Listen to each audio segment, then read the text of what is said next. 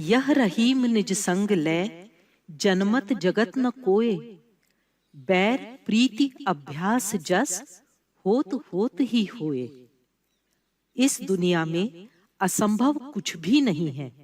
हम वो सब कर सकते हैं जो हम सोच सकते हैं। नमस्कार। इस सत्र में आपका स्वागत है। उस प्रकाश को कोई मंद नहीं कर सकता या कम नहीं कर सकता जो आपके अंदर से प्रकाशित हो रहा हो। प्रसिद्ध लेखिका माया एंजेलो का यह कथन कितना सटीक है ना। यही हमारा आज का विषय भी है। प्रेरणा यानी मोटिवेशन, वह प्रकाश जो हमारे अंदर से प्रकाशित हो रहा है, वह ज्योत जो हमारे अंदर से प्रकाशित हो रही है। तो आज हम आत्म प्रेरणा के बारे में बात करेंगे। प्रेरणा क्या है, मोटिवेशन किसे कहते हैं, प्रेरणा का सामर्थ्य क्या है, वो क्या क्या कर सकती है, इसके बारे में हम बात करेंगे। सकारात्मक और नकारात्मक प्रेरणा यानी पॉजिटिव और नेगेटिव मोटिवेशन की बात होगी। प्रेरणा के दो स्रोत यानी सोर्सेज ऑफ इंस्पिरेशन की भी हम बात करेंगे। प्रोत्साहन यानी इंसेंटिव, ये प्रेरणा से बहुत हद तक जुड़ा हुआ है, इसे भी आज हम समझेंगे। साथ ही जानेंगे हमारी ज़रूरतों का प्रेरणा से क्या संबंध है, और अंत में एक दिलचस्प संकल्पना के बारे में बात करेंगे, हायरार्की ऑफ नीड्स यानी ज़रूरतों का अनुक्रम। तो चलिए शुरुआत करते हैं। प्रेरणा क्या है? प्रेरणा वह शक्ति है जो हमें कोई भी काम करने के लिए प्रेरित करती है। हम जीवन में जो कुछ करते हैं उसके पीछे प्रेरणा ही होती है, या हम जीवन में जो कुछ करते हैं उसके लिए हमें प्रेरणा की ही आवश्यकता होती है। अक्सर हम प्रेरणा यह शब्द बड़ी बड़ी उपलब्धियों के बाद सुनते हैं। आपने देखा होगा, जब कोई व्यक्ति बहुत बड़ी उपलब्धि हासिल करता है, बहुत सक्सेसफुल होता है, उसके बाद में लोग उससे पूछते हैं, इंटरव्यू लेते हैं उसका और पूछते हैं, आपको ये काम करने की प्रेरणा कहाँ से मिली? देखा जाए तो हमारे जीवन के हर छोटे बड़े पहलू में, हर छोटे बड़े काम में हमें प्रेरणा की ज़रूरत होती है। हम इससे अनभिज्ञ रहते हैं, लेकिन वहाँ प्रेरणा होती है।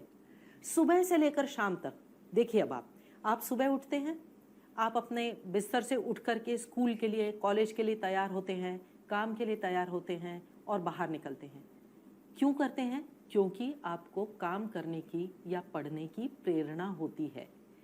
जब आप अपनी तंदुरुस्ती के लिए एक्सरसाइज करते हैं, फिटनेस के लिए कुछ करते हैं, तो आपको अपना शरीर तंदुरुस्त रखना है, ये उसके पीछे की प्रेरणा होती है। जब आप पोषक आहार लेते हैं या आप कुछ अच्छा खाते हैं, उसके पीछे भी एक स्वस्थ शरीर पाने की प्रेरणा होती है। तो देखा आपने, हमारे जीवन के हर छोटे बड़े काम में हमें प्रेरणा की आवश्यकता पड़ती है। प्रेरणा कितनी सामर्थ्यशाली होती है, उसमें कितनी ताकत होती है, आइए इसके बारे में जानते हैं। प्रेरणा वह आंतरिक शक्ति है जो हमें व्यवहार करने को मजबूर करती है। प्रेरणा हमें ऊर्जा, दिशा और दृढ़ता, ये तीनों चीजें देकर कोई भी काम करने के लिए प्रेरित करती है। प्रेरणा हमें उन लक्ष्यों की ओर ले जाती है, उन गोल्स की ओर ले जाती है जो हमने अपने जीवन में खुद के लिए निर्धारित किए हैं। गलतियां, निराशा और असफलताओं का सामना करते समय हमारी सकारात्मक प्रेरणा ही हमें आगे की ओर बढ़ाती है। लेकिन एक चीज आपको याद रखना है कि अगर आप अपनी जिंदगी में सफल होना चाहते हैं तो आपको खुद मोटिवेट होना पड़ेगा, आत्म प्रेरित होना पड़ेगा। जैसे कि आप अगर मान लीजिए किसी दौड़ को जीतना चाहते हैं, आप एक खिलाड़ी हैं, आप ट्रैक के ऊपर खड़े हैं, रेस की शुरुआत जहाँ से होती है वहाँ पर आप खड़े हैं। अब रेस को जीतने के लिए आप किसी का इंतज़ार तो नहीं करेंगे कि कोई आपको पीछे से धक्का दे या कोई आपके पैर पकड़कर आपको आगे चलाए, वो आप खुद ही करते हैं ना। इसी को हम आंतरिक प्रेरणा कहते हैं कि नहीं, मुझे ये रेस जीतना है, इसके लिए मुझे जितना संभव होगा मैं हर संभव प्रयास करूंगा। इसे हम आत्म प्रेरणा कहते हैं। कोई भी सफल व्यक्ति, आप दुनिया के किसी भी सफल व्यक्ति के बारे में पढ़ेंगे तो वो दूसरों की तुलना में ज़्यादा आत्म प्रेरित होता है। कोई भी सफल व्यक्ति खुद की प्रेरणा से ही आगे बढ़ता है। इसका एक और उदाहरण मैं आपको देना चाहूँगी। एक पर्वतारोही हैं अरुणिमा सिन्हा, उनके पैर एम्प्यूट हो चुके थे, आपने शायद उनकी कहानी पढ़ी होगी। तो वे जब हिमालय चढ़ने के लिए गईं तो हिमालय की चोटी पर पहुंचने के जस्ट पहले एक साउथ कोल करके एक पॉइंट आता है, वहाँ पर उनकी ऑक्सीजन पूरी तरीके से खत्म हो रही थी। शेरपा ने उन्हें कहा कि आप नहीं कर पाओगे, आप वापस चलो, कोई बात नहीं, बहुत सारे लोग यहाँ से वापस आ जाते हैं। अरुणिमा सिन्हा ने उस समय सिर्फ ये विचार किया कि हाँ, मुझे कोई कुछ नहीं कहेगा अगर मैं यहाँ से वापस गई तो, लेकिन अगर मैंने थोड़ा सा साहस दिखाया और अगर मैं उस हिमालय की चोटी पर पहुँच गई, एवरेस्ट के शिखर पर पहुँच गई, तो बात ही कुछ और होगी। उनका यही विश्वास, उनकी यही प्रेरणा उन्हें वो 1 मील के अंतर को पार करने में सहायक हुई, और उन्होंने वो अंतर बहुत मुश्किल से तय किया। लेकिन आप नतीजों में फ़र्क देख सकते हैं। अगर वो साउथ कोल पॉइंट से वापस चली गई होती तो आज उनके बारे में कोई बात नहीं करता, लेकिन वो थोड़ी सी अधिक प्रेरणा, दूसरे लोगों से थोड़ी सी अधिक प्रेरणा उन्हें उस एवरेस्ट के शिखर तक ले गई, जहाँ पर जा कर के उन्होंने अपने देश का झंडा फहराया। वो अपनी नज़रों में, पूरे देश की नज़रों में और पूरे संसार की नज़रों में महान बन गई। तो देखा आपने, थोड़ी सी प्रेरणा आपको कैसे अविश्वसनीय परिणामों की तरफ ले जाती है। अब हम प्रेरणा के बारे में आगे बात करते हैं। प्रेरणा दोनों प्रकार की होती है, सकारात्मक यानी पॉजिटिव इंस्पिरेशन, पॉजिटिव मोटिवेशन, और नकारात्मक यानी नेगेटिव मोटिवेशन। हम नेगेटिव शब्द अक्सर बुरा मानते हैं, पर यहाँ पर हम उसके बारे में विस्तार से चर्चा करेंगे। पहले जानते हैं सकारात्मक प्रेरणा के बारे में। सकारात्मक प्रेरणा की वजह से हम वो काम करते हैं जो हमें हमारे लक्ष्य की तरफ ले जाता है। इसमें हम सकारात्मक सोच, सकारात्मक भावनाओं की वजह से काम करते हैं। जैसे हमारे अंदर उत्साह है किसी काम को करने का, हमारे अंदर ऑप्टिमिज्म है, आशावाद है, ये सारी सकारात्मक भावनाएं हमारे अंदर हैं, तब हमारी प्रेरणा जो है वो सकारात्मक होती है। नकारात्मक प्रेरणा की वजह से हम वो काम करते हैं जिससे नकारात्मक परिणामों को टाला जा सके। इसके लिए हमारे पास जो भावनाएं रहती हैं, जो हमारी सोच रहती है, वो नकारात्मक होती है। हम चिंता करते हैं, अवसाद, आत्मसंशय, इन सारी भावनाओं के अधीन होकर हमारी जो प्रेरणा होती है वो नकारात्मक प्रेरणा रहती है। सकारात्मक रूप से प्रेरित होकर हम कोई शोध कार्य करते हैं, प्रतियोगी परीक्षा में हिस्सा लेते हैं, कुछ नए कौशल सीखते हैं। सकारात्मक प्रेरणा हमारे उत्साह, आत्मसम्मान और आशावाद यानी ऑप्टिमिज्म को बढ़ावा देती है। सकारात्मक प्रेरणा में आपको कुछ हासिल करने की इच्छा होती है, आप अपने जीवन में कुछ तो भी बहुत अच्छा काम करना चाहते हैं, बहुत भव्य काम करना चाहते हैं, और उस दिशा में आप हर संभव प्रयास भी करते हैं। जैसे कोई खिलाड़ी है, वो अपने खेल में सर्वोत्तम प्रदर्शन करना चाहता है। नीरज चोपड़ा गोल्ड मेडल जीतना चाहता है। कोई सचिन तेंदुलकर 10,000 रन से ऊपर बनाना चाहता है। या आप जैसे अनेक लोग जो प्रतियोगी परीक्षाओं में, यूपीएससी की परीक्षा हुई, ओलंपियाड हुई, उसमें प्रथम क्रमांक प्राप्त करना चाहते हैं, और उस दिशा में आप अथक परिश्रम भी करते हैं। इस तरीके की जो बहुत भव्य सफलताएं हैं, अगर आपको अपने जीवन में चाहिए तो उसके लिए आपको सकारात्मक प्रेरणा की ही आवश्यकता होगी, और ये सारी चीज़ें सकारात्मक प्रेरणा की वजह से ही संभव हैं। अगर कोई आपको बाहर से बताए तो ये चीज़ संभव नहीं है कि हाँ आपको फर्स्ट नंबर लाना है। जब तक आपको अंदर से सकारात्मक तरीके से महसूस नहीं होता कि हाँ मैं ये कर सकता हूँ और मैं इसके लिए हर संभव प्रयास करूँगा, जब तक आप खुद को ये नहीं बताते, तब तक ये बड़े बड़े लक्ष्य जो हम अपनी ज़िंदगी में रखते हैं ये संभव नहीं होते। तो ये तो हुई सकारात्मक प्रेरणा की बात। नकारात्मक प्रेरणा यानी क्या है? अगर हम विफलता के भय से कोई काम करते हैं, यानी हम किसी परीक्षा में सिर्फ इसलिए मेहनत करते हैं कि हम उसमें फेल ना हो जाएं, तो ये नकारात्मक प्रेरणा है। यानी आप उसमें प्रथम क्रमांक नहीं चाह रहे हैं। देखिए, सकारात्मक प्रेरणा में आप खुद कह रहे हैं कि हाँ मुझे फर्स्ट नंबर लाना है, और दूसरी तरफ नकारात्मक प्रेरणा में आप खुद को बता रहे हैं पढ़ाई कर लो, फेल नहीं होना इस साल, निकल जाना है आगे। ये नकारात्मक प्रेरणा है। नकारात्मक प्रेरणा वैसे इतनी बुरी भी नहीं होती है। कई बार हम जब बहुत उदास होते हैं, हम कुछ करने की इच्छा नहीं होती, उस समय हमें सकारात्मक प्रेरणा महसूस करना बहुत मुश्किल होता है। उस समय नकारात्मक प्रेरणा हमें ज़रूरत की चीज़ों को आगे बढ़ाने में, उनके ऊपर काम करने में मदद करती है। अब उदाहरण के लिए, जैसे मान लीजिए आप बहुत थके हुए हैं, आपको कुछ काम करने की इच्छा नहीं है, या आपका किसी से झगड़ा हो गया, बहुत उदास महसूस कर रहे हैं, आपको कुछ काम करने की इच्छा नहीं है, लेकिन आपकी एक बहुत इम्पॉर्टेंट असाइनमेंट दूसरे दिन ड्यू है, आपको उसके ऊपर काम करना है, तो आप खुद से क्या कहेंगे? कुछ भी हो जाए मुझे आज ये असाइनमेंट करना ही होगा। वो नकारात्मक प्रेरणा है, ताकि भाई आगे जाकर मुझे तकलीफ ना हो, मुझे इसके ऊपर आज काम करना है। ये नकारात्मक प्रेरणा है, लेकिन उपयोगी है। हम अपनी सबसे अधिक ऊर्जा उस बात को सोचने में खर्च करते हैं जो भविष्य में होने वाला है, जो हमारे लिए चाहे अप्रिय हो, चाहे हमें उसकी चाहत हो। सकारात्मक प्रेरणा की वजह से हम महसूस करते हैं कि हम सफल हो रहे हैं, एक कंटिन्यूइंग प्रोसेस, हम सफल हो रहे हैं। जबकि नकारात्मक प्रेरणा हमारा ध्यान विफलता की ओर ले जाती है, कहीं ऐसा तो नहीं कि हम कुछ गलत कर रहे हैं। ये नकारात्मक प्रेरणा की भावना है। इसलिए यदि आप नकारात्मक प्रेरणा महसूस कर रहे हैं तो आप अपना ध्यान हटाकर उन बातों की तरफ ले जाइए जो आप हासिल कर रहे हैं, यानी सकारात्मक बातों की तरफ। इसका उदाहरण देती हूँ आपको। मान लीजिए आप क्लास में आपने एक उत्तर दिया, कक्षा में टीचर ने पूछा, आपने एक जवाब दिया, हो सकता है वो गलत जवाब हो, ओके। तो आप उस समय अगर मान लीजिए पूरे टाइम उसके बाद यही सोचते रहे कि अरे अब क्या होगा, मैंने तो गलत जवाब दे दिया, टीचर क्या सोचेंगे अब मेरे बारे में, मेरे सारे सहपाठी मेरे ऊपर हंसेंगे। इन विचारों की बजाय अगर आप ऐसे विचार करें कि मैं इस कक्षा में क्या सीखने के लिए आया हूँ, आज के गलत जवाब ने मुझे क्या सिखाया है कि अच्छा ये मेरा शायद कॉन्सेप्ट सही नहीं है, मुझे इसके ऊपर काम करना है, या हो सकता है टीचर ने आपको सही जवाब दे दिया हो। अगर आप उसकी ओर अपना ध्यान ले जाते हैं तो आप कुछ ही दिनों में सकारात्मक महसूस करने लगेंगे। इसका एक और बहुत अच्छा उदाहरण हमारे देश की सीमा पर खड़े हुए सैनिक।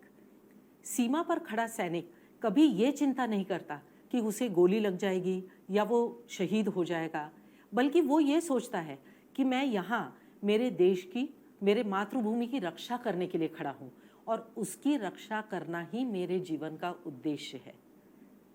ये सकारात्मक प्रेरणा की वजह से ही संभव है। तो चलिए, हमने अभी तक सकारात्मक और नकारात्मक प्रेरणाओं की बात की, तो इसके ऊपर हम एक छोटी सी क्विज लेते हैं। आपको स्क्रीन पर दिखाए हुए प्रश्न का उत्तर देना है। सोचिए कि आप एक नौकरी की तलाश में हैं। नौकरी की तलाश करने में कई स्टेप्स फॉलो करने हैं, जैसे पहला आपका रिज्यूमे बनाना, रेफरेंसेस तलाशना, एम्प्लॉयर से जाकर मिलना इत्यादि। ऐसी सिचुएशन में, ऐसी परिस्थिति में आप कौन सी प्रेरणा महसूस कर सकते हैं, इसके बारे में आपको विचार करना है और लिखना है। नकारात्मक प्रेरणा महसूस कर रहे हैं या सकारात्मक? यदि आप सकारात्मक प्रेरणा महसूस कर रहे हैं तो बहुत अच्छी बात है, लेकिन अगर आपके विचार नकारात्मक प्रेरणा दे रहे हों तो उन्हें सकारात्मक प्रेरणा देने वाले विचारों में बदलना है। जैसे मुझे अपने स्टूडेंट लोन को चुकाने के लिए इस नौकरी की सख्त ज़रूरत है, ये एक विचार है। रिज्यूमे अच्छी तरीके से बनाना ज़रूरी है, वरना इंटरव्यू को नहीं बुलाया जाएगा। रेफरेंस के बिना तो मुझे कोई नौकरी पर रखेगा ही नहीं। ज़्यादा से ज़्यादा जगहों पर अप्लाई करना ज़रूरी है, नहीं तो कोई भी अपॉर्चुनिटी मिस हो सकती है। इंटरव्यू की प्रैक्टिस न करूं तो एक्चुअल इंटरव्यू में गड़बड़ हो जाएगी। ये आपको कुछ विचार दिए हैं, आपके और कोई भी विचार हो सकते हैं। तो इस पूरी प्रोसेस से जुड़े जो नकारात्मक प्रेरणा के देने वाले विचार हैं, आपको उन्हें सकारात्मक प्रेरणा में बदलना है। इसके लिए आप कुछ समय लीजिए और ये क्विज पूरी कीजिए।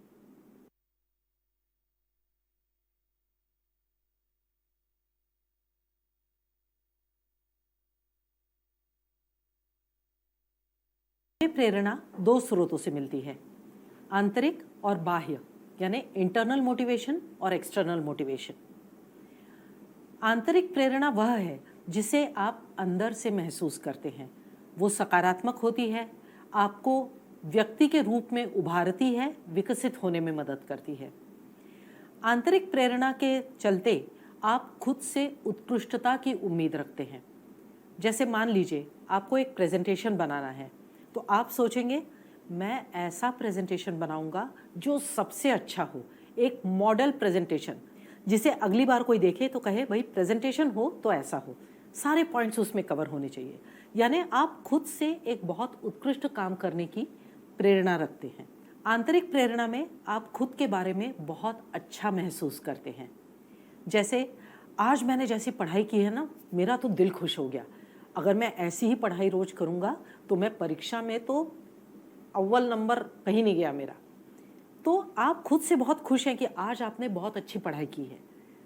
ये आपको आंतरिक प्रेरणा की वजह से होता है। आप खुद की दुनिया को समझने लगते हैं, खुद के विश्व को समझने लगते हैं।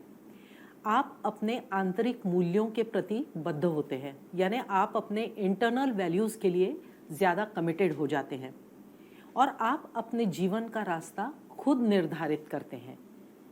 अब इसके विपरीत अगर हम बाह्य प्रेरणा यानी एक्सटर्नल मोटिवेशन की बात करें, तो अगर हमें किसी काम को करने की प्रेरणा बाहर से मिले, किसी और चीज़ से, खुद से नहीं, बाहर से मिले, तो इसे हम बाह्य प्रेरणा कहेंगे। ये एक क्विक फिक्स की तरह होती है, ये झट से प्रभाव करती है। इसमें आप कोई काम इसलिए नहीं करते क्योंकि आप उसे करना चाहते हैं, बल्कि आप इसलिए करते हैं ताकि वो आपका एक इमीडिएट जो गोल है, एक उद्देश्य है, उसको वो पूरा कर सके। जैसे अगर मुझे अच्छा दिखना है, ये मेरा गोल है, छोटा सा गोल है, तो मेरी दोस्त चेहरे पर क्रीम लगाती है, बहुत अच्छी दिखती है, मैं भी अपने चेहरे पर वो क्रीम लगाऊंगी ताकि मैं अच्छी दिखूं। बाह्य प्रेरणा है, आपकी दोस्त लगाती है इसीलिए आप भी वो काम कर रहे हैं। आपका उद्देश्य शायद सफल हो भी गया है क्योंकि उद्देश्य बहुत छोटा है, लेकिन ये बाह्य प्रेरणा है। बाह्य प्रेरणा का दूसरा मुद्दा है कि आप ये दूसरों को खुश करने के लिए करते हैं। हमने जैसे अंतर प्रेरणा में बात की थी प्रेजेंटेशन की, तो बाह्य प्रेरणा में आप कैसे सोचेंगे, अरे मैं ये प्रेजेंटेशन ऐसा बनाऊंगा ना कि मेरा बॉस खुश हो जाएगा। अब आप देखिए, आप इसमें कोई स्टैंडर्ड नहीं सेट कर रहे हैं, आप सिर्फ आपके बॉस को क्या अच्छा लग रहा है उसके लिए आप प्रेजेंटेशन बना रहे हैं। खुद से आपने कोई उत्कृष्टता की उम्मीद नहीं रखी है। इसे हम बाह्य प्रेरणा कहेंगे।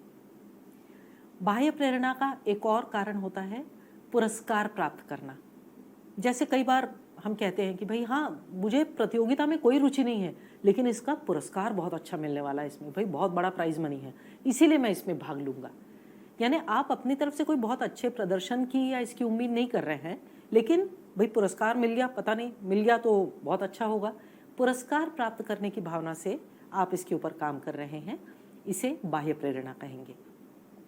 किसी मुसीबत या सज़ा पाने से बचने के लिए जब आप काम करते हैं तो वो भी बाह्य प्रेरणा के अंदर आता है। जैसे अगर मैंने आज ये असाइनमेंट सबमिट नहीं की तो मुझे लेट मार्क मिलेंगे, कम मार्क्स हो जाएंगे। यानी आप ये काम इसलिए नहीं कर रहे हैं क्योंकि आपको असाइनमेंट पूरी करनी है या आपको उस असाइनमेंट को करने में कोई दिलचस्पी है, सिर्फ आपको मार्क्स कम नहीं होने चाहिए, ये आपकी सज़ा होगी, उससे बचने के लिए आप आज काम कर रहे हैं। ये बाह्य प्रेरणा है। बाह्य प्रेरणा में आप दूसरों से बेहतर महसूस करना चाहते हैं। बहुत कॉमन चीज़ है ये कि जैसे आपकी क्लास में एक बहुत अच्छा एक लड़का दौड़ता है, मान लीजिए उसका नाम अमित है। किसी दिन आप रेस में उससे आगे निकल गए तो आप क्या बोलेंगे, आज मैंने अमित को रेस में हरा दिया। यानी आप अपने प्रदर्शन की तरफ ध्यान नहीं दे रहे हैं, आपका सुख, आपने खुद को अमित से बेहतर प्रमाणित किया। बाह्य प्रेरणा सकारात्मक हो सकती है यदि वो आपको आपके लक्ष्य की ओर ले जा रही हो, लेकिन यदि ये बाह्य प्रेरणा आपको सत्ता पाने के लिए, कोई ओहदा पाने के लिए, कोई प्रसिद्धि पाने के लिए, या किसी डर की वजह से या काम टालने की वजह से, ऐसी बातों पर अगर ये बाह्य प्रेरणा आधारित है तो यह नकारात्मक प्रेरणा है। क्योंकि जब आप ऐसी चीज़ें पा लेते हैं तो उसके बाद में भी आप संतुष्ट नहीं होते हैं, आपको और ज़्यादा पाने की इच्छा होती है। नकारात्मक बाह्य प्रेरणा कुछ समय के लिए ही होती है। आप अपने जीवन में अगर स्थायी रूप से प्रेरित रहना चाहते हैं तो उसके लिए आपको आंतरिक प्रेरणा की ही आवश्यकता होगी, क्योंकि ये हमेशा सकारात्मक होती है।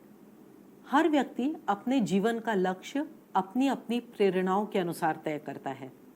जिन लोगों के पास में आंतरिक प्रेरणा होती है उनके लक्ष्य भी आंतरिक होते हैं। अब आंतरिक लक्ष्य कौन से होंगे? अच्छे संबंधों का विकास करना, दूसरों की भलाई के लिए काम करना, एक अच्छे व्यक्ति के रूप में विकसित होना, अपनी क्षमताओं का सर्वोत्तम उपयोग करना, ये हुए आपके आंतरिक लक्ष्य। इसके लिए मैं आपको एक उदाहरण देती हूँ। मेरी बचपन की एक मित्र थी कविता। वो बहुत अच्छा बैडमिंटन खेलना चाहती थी, खेलती भी थी। तो उसे बताया गया कि अगर तुम्हें अच्छा बैडमिंटन खेलना है तो तुम्हें सुबह उठ करके दौड़ना पड़ेगा, अपना स्टैमिना बढ़ाना पड़ेगा।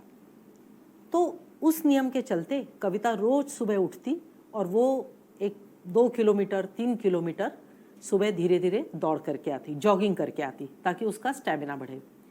अब उसकी वजह से यूँ हुआ कि उसके आस पड़ोस में जो उसकी दोस्तें रहती थी या कोई और लोग जो बच्चे रहते थे, उनके माता पिता कविता को रोज़ देखते कि अरे ये तो रोज़ सुबह जाती है, ये तो दौड़ती है। उन्होंने और कुछ नहीं देखा, उन्होंने सिर्फ इतना देखा कि कविता रोज़ सुबह दौड़ती है। तो उन्होंने अपने बच्चों को बताना शुरू किया कि अरे तुमने देखा, वो कविता तुम्हारे बराबर की है, कैसे दौड़ती है सुबह। नतीजा यह हुआ कि थोड़े दिन के बाद में उसके साथ में 2-3 बच्चे और दौड़ने लगे।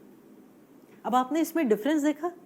कविता इसलिए दौड़ रही थी ताकि वो अपने लक्ष्य को पूरा कर सके, वो एक अच्छी खिलाड़ी बन सके, और बाकी के बच्चे इसलिए दौड़ रहे थे ताकि वो अपने माँ बाप की डांट से बचे रहें या दूसरों को दिखाएं कि देखो मैं भी दौड़ता हूँ या मैं भी दौड़ती हूँ। इसके विपरीत बाह्य प्रेरणा वाले व्यक्तियों का ध्येय भी बाहरी लक्ष्यों के लिए ही होता है, जैसे संपत्ति, शोहरत, सौंदर्य या आकर्षक छवि प्राप्त करना। बाह्य लक्ष्य रखना कोई बुरी बात नहीं है, पर जो पैसा, शोहरत या सौंदर्य की अपेक्षा रखते हैं वे हमेशा इस भय में रहते हैं कि उनकी ये इच्छाएं कभी पूरी नहीं होंगी या वे स्थायी नहीं होंगी। यहाँ तक कि जो लोग इन बाह्य लक्ष्यों को प्राप्त कर लेते हैं वो भी अक्सर नकारात्मक सोच या नकारात्मक भावनाओं से पीड़ित होते हैं, जैसे चिंता या अवसाद कि कहीं उनसे ये सब छिन तो नहीं जाएगा। ये नकारात्मक सोच हुई ना। अक्सर जिन लोगों के बाह्य लक्ष्य होते हैं ना, वे किसी भौतिक वस्तु के साथ भावनात्मक आवश्यकता को पूरा करने की कोशिश करते हैं। जैसे मान लीजिए मुझे अपने पास में मुझे ओहदा चाहिए, तो मैं क्या सोचूंगी, अरे मुझे इस गाड़ी को खरीदना चाहिए, इस गाड़ी को अगर मैंने प्राप्त किया तो मेरा ओहदा और बढ़ेगा या लोग मुझे ज़्यादा आदर से देखेंगे। ये बाहरी लक्ष्य हुआ, मैं अपनी बाहरी छवि और प्रभावशाली दिखाना चाह रही हूँ। तो अक्सर जो लोग बाहरी लक्ष्य रखते हैं, जो बाह्य रूप से प्रेरित होते हैं, वो हमेशा किसी भौतिक वस्तु की वजह से अपनी प्रेरणा को बढ़ाने की कोशिश करते हैं। उनके पास कितना भी हो उनके लिए पर्याप्त नहीं होता है। दूसरी तरफ आंतरिक लक्ष्यों के साथ चलने वाले व्यक्ति अधिक भलाई की तरफ और खुद के विकास की तरफ बढ़ने में दिलचस्पी रखते हैं।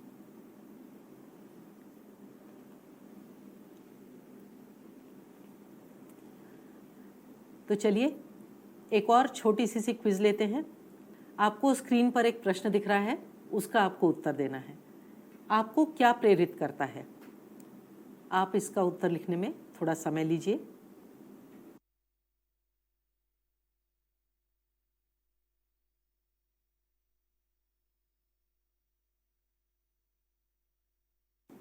दूसरा सवाल, आपके लक्ष्य आंतरिक हैं या बाह्य हैं?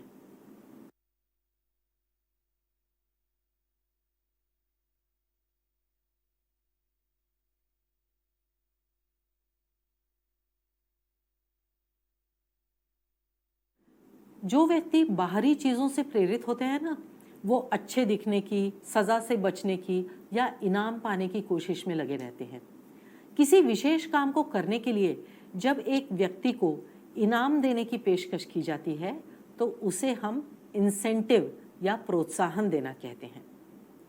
अधिकांश स्कूलों में या कंपनियों में लोगों को प्रेरित करने के लिए प्रोत्साहनों का उपयोग किया जाता है। स्कूलों में रैंकिंग करते हैं, फर्स्ट, सेकंड, थर्ड जो नंबर लाते हैं बच्चों के, कि कौन सा बच्चा पहले क्रमांक पर आया, दूसरे क्रमांक पर आया। इससे बच्चों को प्रोत्साहन मिलता है कि हाँ, अगली बार मैं भी पहला आकर दिखाऊंगा। इसी तरीके से पुरस्कार दिए जाते हैं, उनको स्कॉलरशिप्स दी जाती हैं, छात्रवृत्तियाँ दी जाती हैं। ये सब प्रोत्साहन देने के लिए किया जाता है। कंपनियों में बोनस दिए जाते हैं, आकर्षक विदेश यात्राएं दी जाती हैं, वेतन में बढ़ोतरी आदि की पेशकश की जाती है। आजकल तो आपने शायद सुना होगा, जो कोचिंग क्लासेस रहती हैं उनमें भी जो विद्यार्थी जो उनके टेस्ट में जो एंट्रेंस टेस्ट रहती है उसमें जब वो पहले 10 में या 12 में आएंगे तो उनके लिए फीस में स्पेशल डिस्काउंट दिए जाते हैं, ये भी एक इंसेंटिव है कि चलो तुम हमारे यहाँ आकर के पढ़ो, तुम्हें कम फीस लगेगी। ये भी प्रोत्साहित करने का एक तरीका है। इंसेंटिव देना भी गलत बात नहीं है, पर वे तभी प्रभावी होते हैं, तभी इफेक्टिव होते हैं जब वे आंतरिक प्रेरणा को मजबूत करते हैं। अब जैसे देखिए, आप अपने काम में सुधार लाते हैं तो आपका बॉस आपको निश्चित राशि का बोनस देता है। शुरू में पैसे की पेशकश आपको मेहनत करने के लिए प्रेरित कर सकती है, परंतु अगर आप वास्तव में एक बेहतर कर्मचारी होने में रुचि रखते हैं, खुद में सुधार लाने में रुचि रखते हैं, तभी तक ये बोनस आपको प्रेरित करेगा।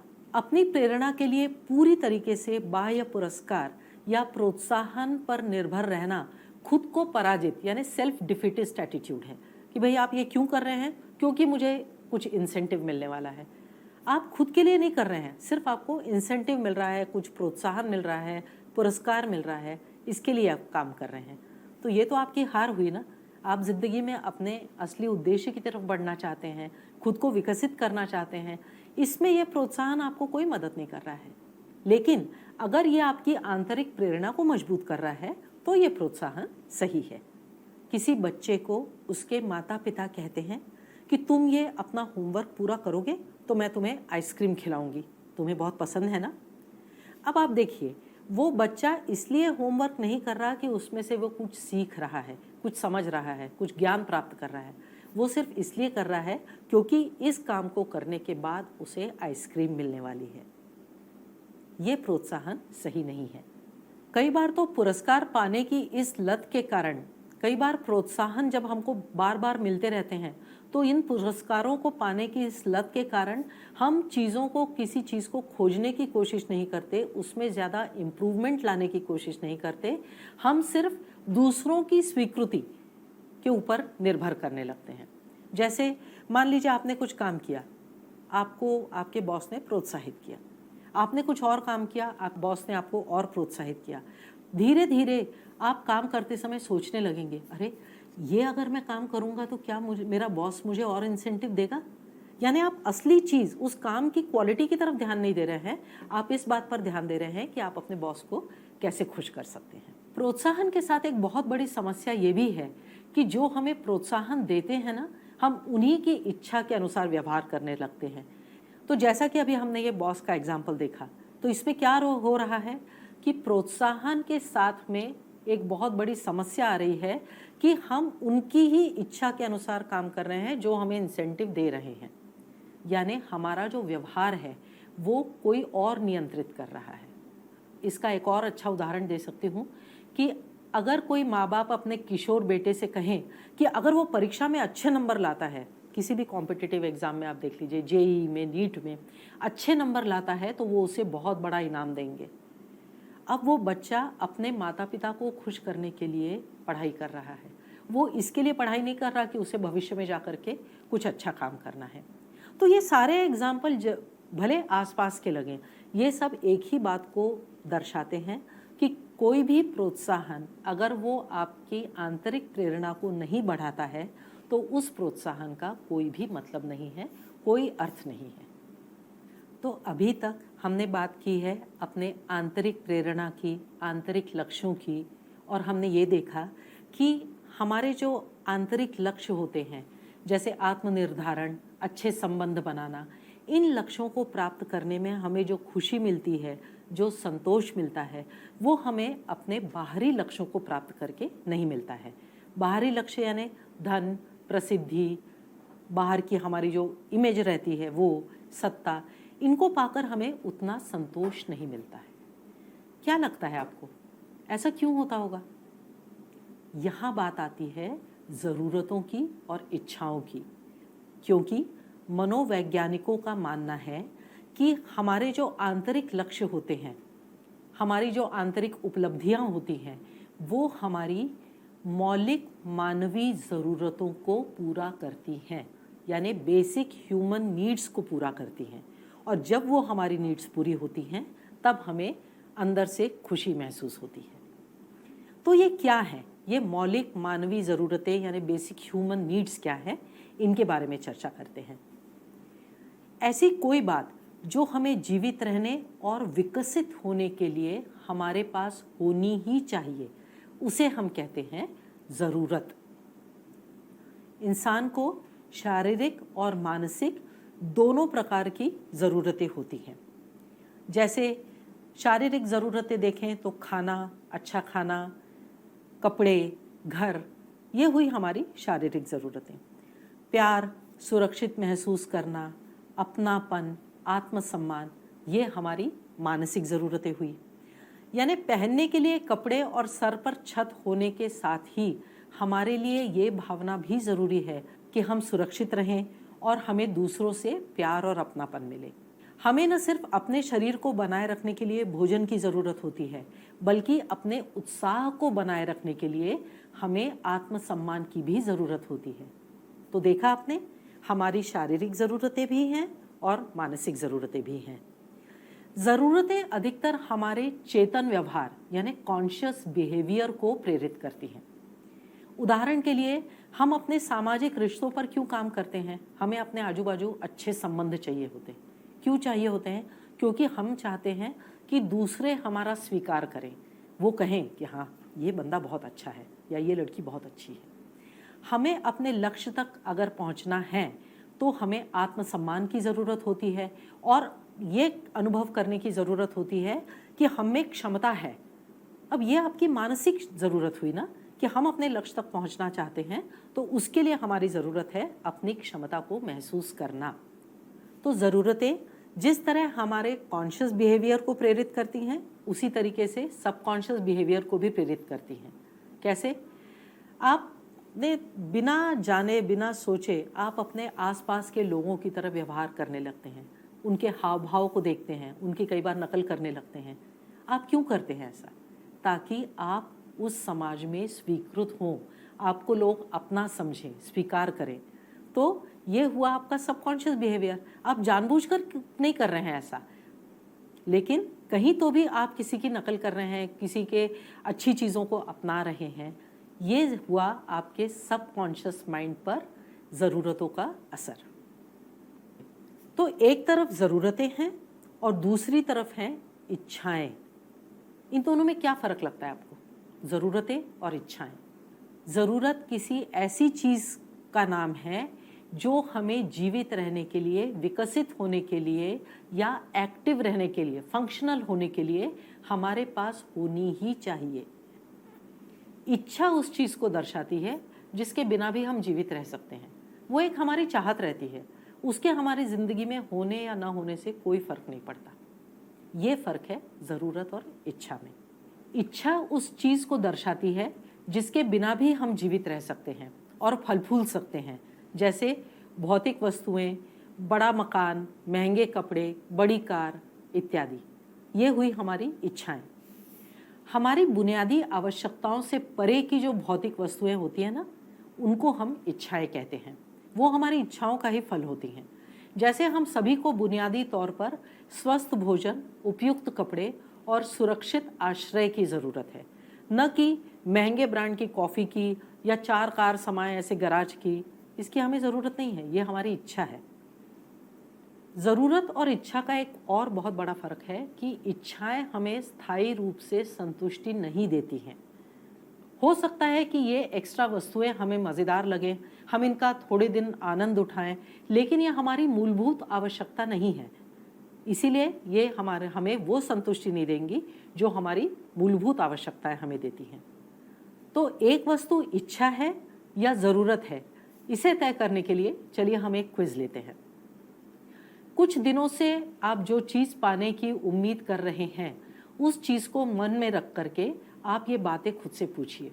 क्या इस वस्तु के मिलने से मैं संतुष्ट हो जाऊंगा या मुझे इससे कुछ और अधिक चाहिए? ये हुआ पहला प्रश्न। दूसरा प्रश्न पूछिए, इस वस्तु को पाने से क्या मैं ये उम्मीद कर सकता हूँ कि मेरे आत्मसम्मान को बढ़ावा मिलेगा या मैं खुद की नज़रों में ऊपर उठ जाऊंगा?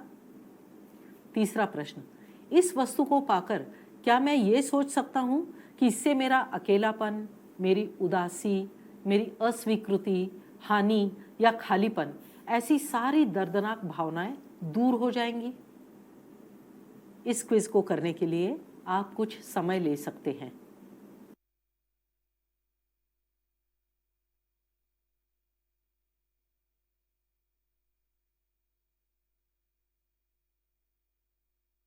तो आशा है आपने वो क्विज़ कर ली होगी, उन प्रश्नों का उत्तर दे दिया होगा।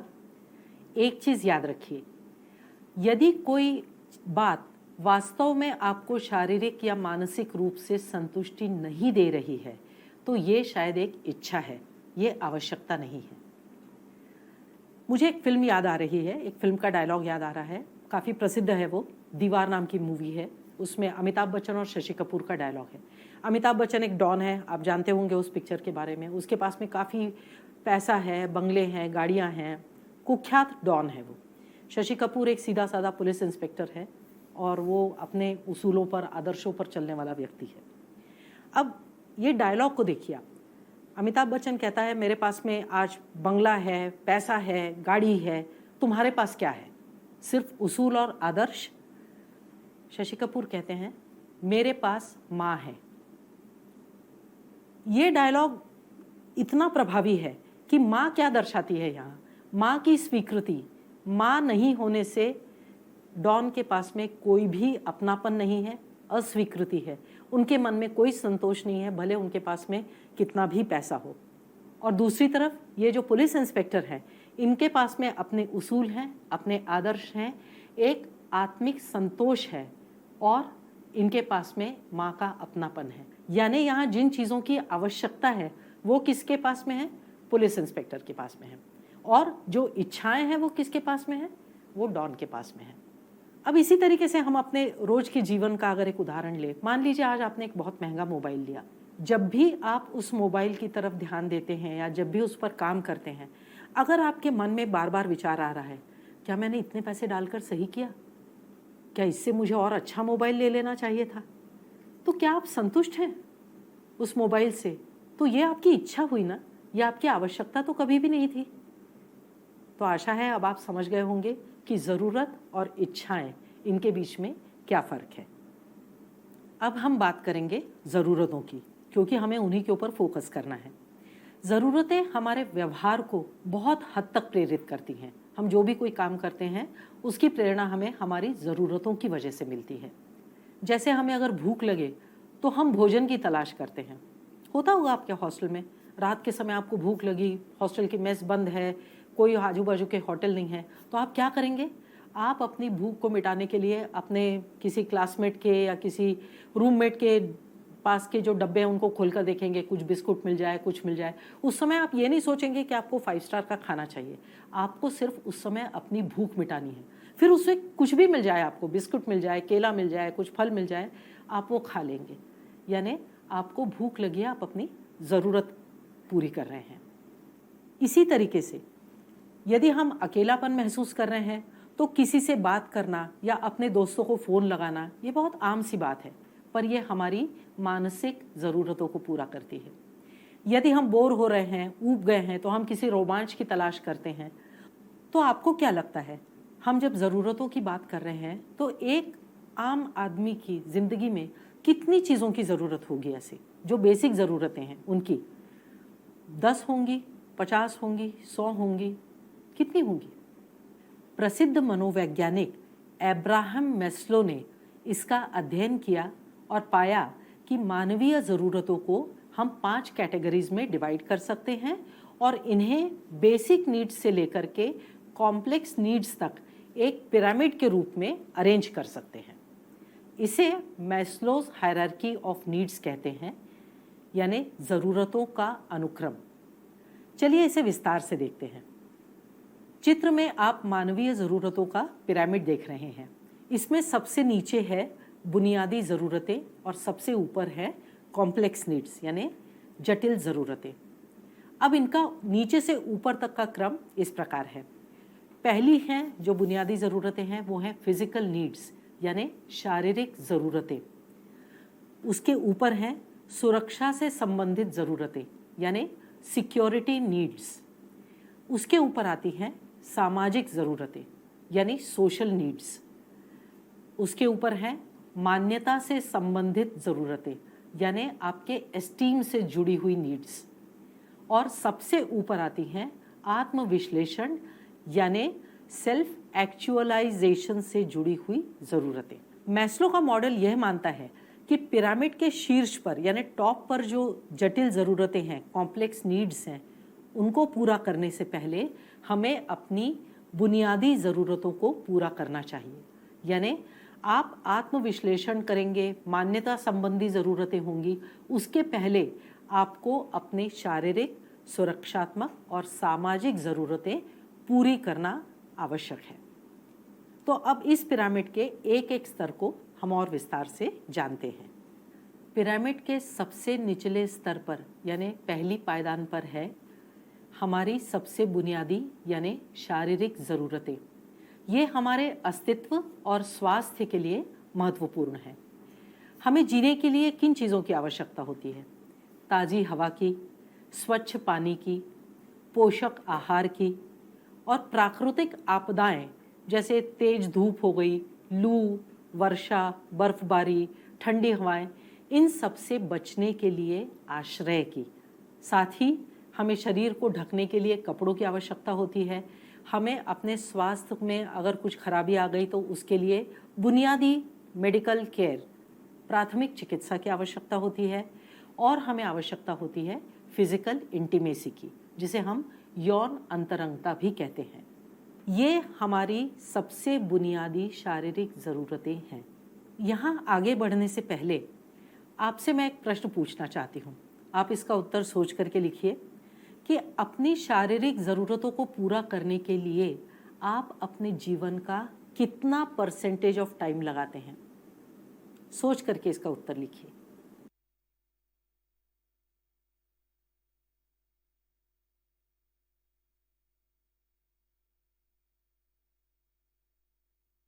अब देखिए, खाना, रहने की जगह, कपड़े और चिकित्सा के लिए आपको पैसों की ज़रूरत होती है, जिसकी वजह से आप काम करते हैं।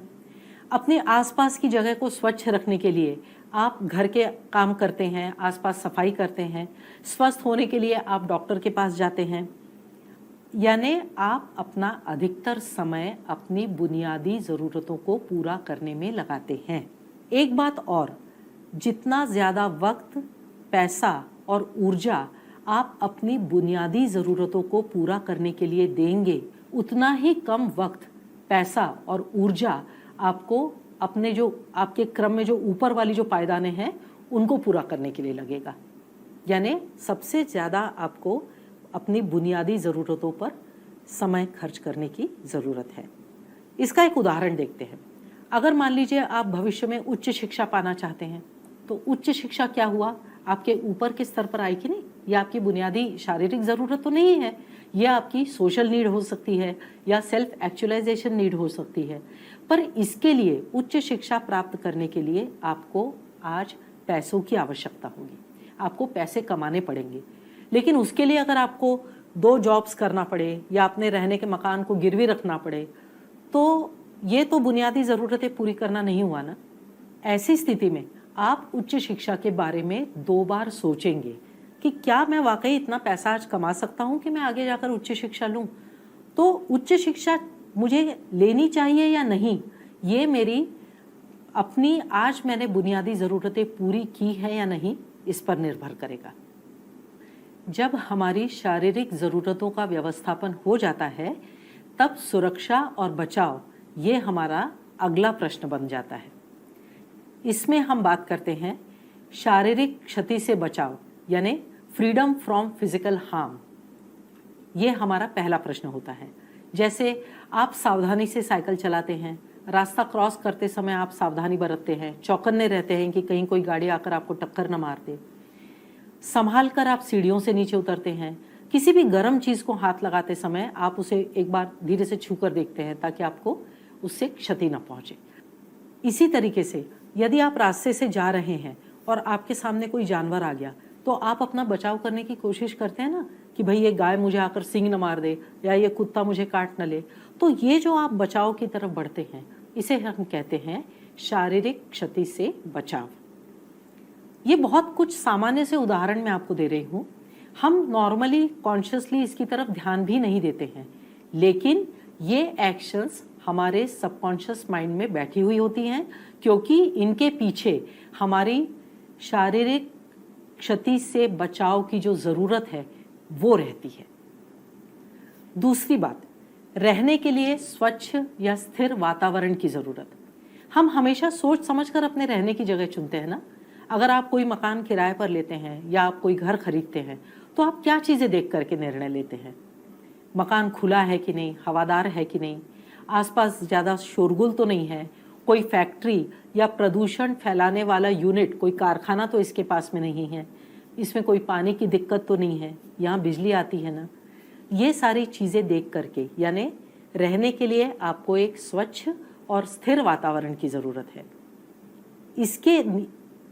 इस ज़रूरत के अंतर्गत आप ये सारी स्टेप्स लेते हैं।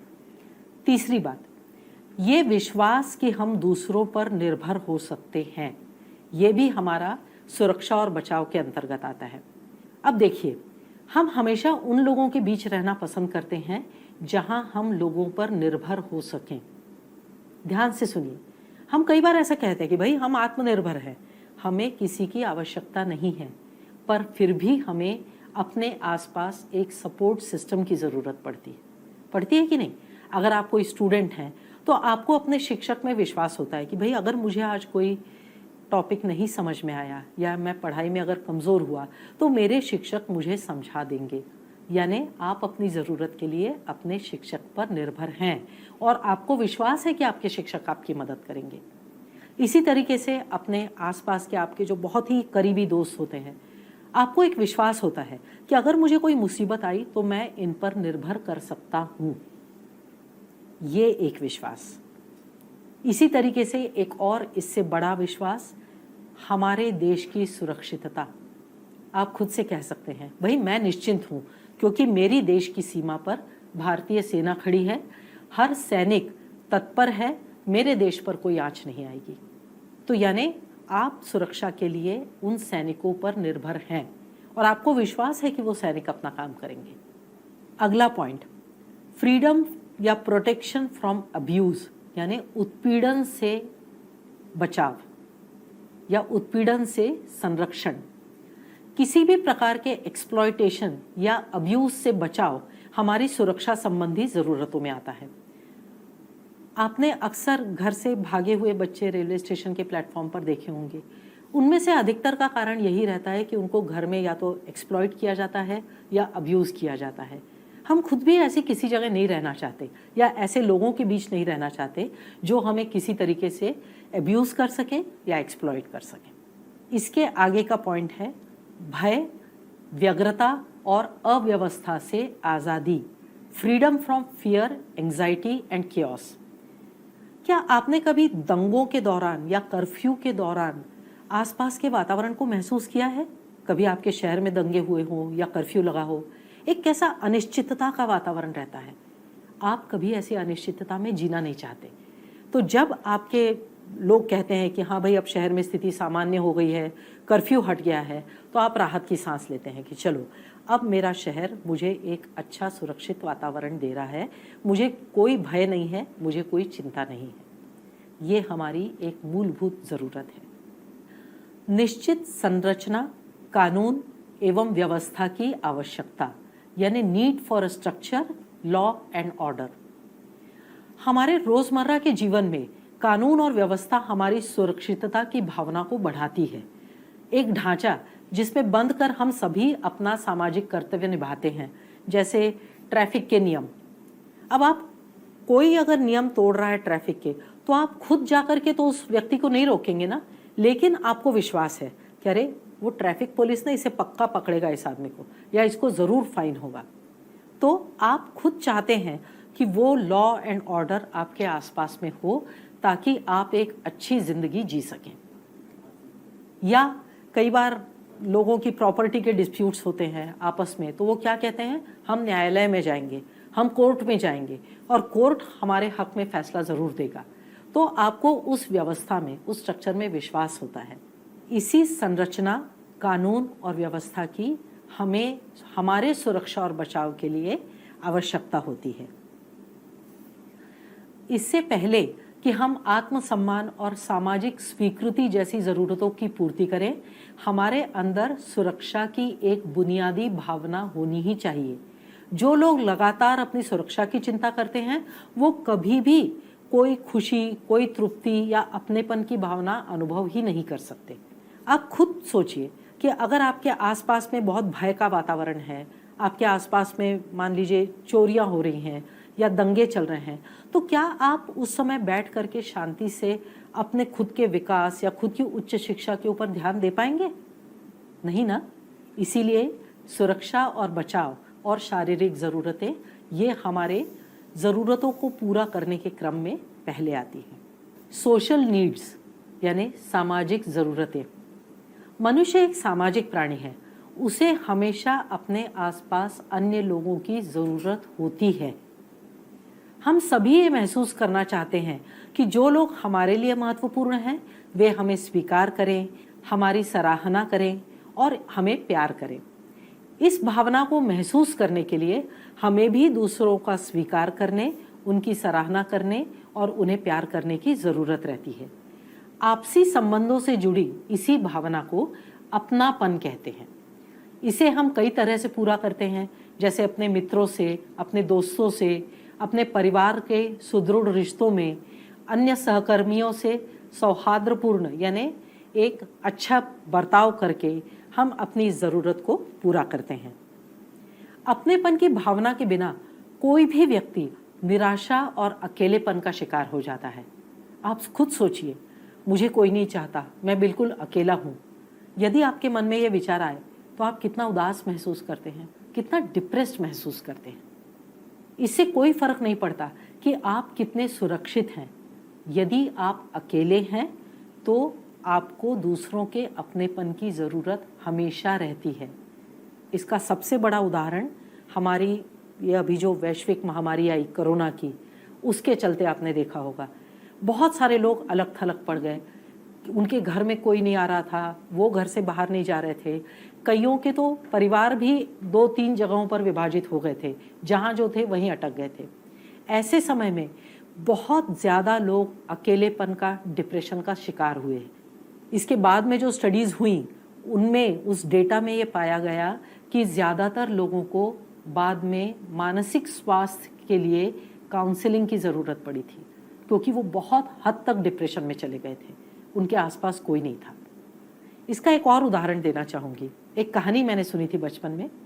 एक बच्चा था, वो अपनी कक्षा का सबसे होनहार विद्यार्थी था। उसे दूसरों के साथ मिलना जुलना पसंद नहीं था।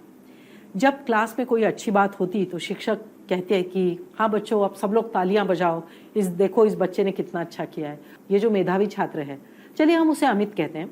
तो अमित कहता, इसमें कौन सी बड़ी बात है, बार बार क्यों तालियां बजाते हैं सब लोग, मुझे समझ नहीं आती। उसका यह व्यवहार दूसरे बच्चों को दुखी करता था। एक बार उन्होंने आपस में एक तरकीब सोची। अगली बार जब अमित किसी परीक्षा में पहला आया और जब शिक्षक ने बोला कि बच्चों अमित के लिए तालियां बजाओ, अमित एग्जाम में फर्स्ट आया है, तो किसी भी बच्चे ने ताली नहीं बजाई। आप सोच सकते हैं अमित पर क्या बीती होगी। वो इतना निराश हो गया कि अरे क्या बात हुई, मैंने इतना अच्छा किया और किसी ने ताली भी नहीं बजाई मेरे लिए। तो क्या आप इस बात का अर्थ समझे कि आपकी सारी सफलताएं, सारी उपलब्धियां तभी आप महसूस कर सकते हैं जब इस सेलिब्रेशन में शामिल होने के लिए आपके आसपास में आपके अपने लोग हों, यानी आपका लोगों से अपनापन हो। ऐसी कल्पना कीजिए कि आपने उन चीज़ों की लिस्ट बनाई है जो आप अपने जीवन में सबसे ज़्यादा चाहते हैं। उस लिस्ट में क्या होगा? संभव है कि उस लिस्ट में वही बातें होंगी जो कहीं ना कहीं आपकी ज़रूरतों से जुड़ी हुई हैं। जैसे अगर आप एक सफल करियर चाहते हैं तो यह आपके आत्मसम्मान की ज़रूरत से जुड़ा हुआ है। अगर आपको एक स्वस्थ रिश्ते की या एक प्यार भरे जीवन साथी की इच्छा है तो यह हमारे अपनेपन के एहसास के लिए ज़रूरी है। यानी ध्यान से देखें तो हम सभी अपनी मूलभूत बातें ही चाहते हैं, यही हमारी ज़रूरतें भी होती हैं। इसीलिए अपनी इच्छाओं और ज़रूरतों के बारे में ध्यान से सोचें। यह आपको उन चीज़ों पर ध्यान केंद्रित करने में मदद करेगा जो आपके लिए वास्तविक सफलता और खुशी लाता है। तो मित्रों, आज के सत्र में हमने प्रेरणा के बारे में बात की। हमने जाना कि प्रेरणा क्या है, प्रेरणा का सामर्थ्य क्या है। हमने सकारात्मक और नकारात्मक प्रेरणा के बारे में भी बात की। प्रेरणा के दो स्रोत यानी अंतर प्रेरणा और बाह्य प्रेरणा, इनके बारे में भी जानकारी हासिल की। हमने प्रोत्साहन के कॉन्सेप्ट को समझा। ज़रूरतें और प्रेरणा का क्या संबंध है, इसके बारे में भी हमने चर्चा की। और अंत में हमने देखा ज़रूरतों का अनुक्रम। हर व्यक्ति अलग तरीके से प्रेरणा प्राप्त करता है। कोई व्यक्ति अपने अंदर से उसे प्रेरणा मिलती है, किसी को बाहर से प्रेरणा मिलती है। कोई व्यक्ति इस चीज़ से प्रेरणा पाता है कि कहीं वो कम तो नहीं पड़ रहा किसी चीज़ में। कोई व्यक्ति किसी दूसरे के काम से प्रेरणा मिलती है। कोई अपने रोल मॉडल को देख करके प्रेरित होता है। हर एक का प्रेरणा पाने का अपना अपना तरीका है। इसीलिए आप अपना प्रेरणा पाने का तरीका ढूंढिए, क्योंकि वह आपके लिए यूनिक होगा और तभी आप सही अर्थों में प्रेरित हो सकेंगे। इसके लिए आप एक एक्सरसाइज कर सकते हैं। आप उस बारे में सोचिए या आप पिछली ज़िंदगी में जाकर सोचिए कि आप कब बहुत मोटिवेटेड फील कर रहे थे, या आपको कभी किसी ने शाबाशी दी हो जिसकी वजह से आप मोटिवेटेड हुए हों। ऐसी कोई भी घटना या ऐसी कई सारी घटनाएं जिनकी वजह से आप प्रेरित हुए हों, उन्हें याद कीजिए और उन्हें याद करके ये समझने की या ये याद करने की कोशिश कीजिए कि आपका उस समय सेल्फ टॉक क्या था, आत्मसंवाद क्या था। क्या आपने खुद से कहा कि अरे वाह, वो व्यक्ति सोचता है यानी शायद मैं वाकई कर सकता हूँ, या वाह, मुझे इस काम को करके बहुत खुशी महसूस हुई। ऐसे ज़रूर कोई आत्मसंवाद होंगे जो आपकी आने वाली ज़िंदगी में भी आपको प्रेरित करने में उपयोगी सिद्ध होंगे। मुझे विश्वास है कि इस सत्र के बाद में आप इन विचारों पर ज़रूर सोचेंगे और इनका आपको अपनी आने वाली ज़िंदगी में प्रेरित होने के लिए लाभ होगा। तो आज ये सत्र यहीं समाप्त करते हैं। धन्यवाद।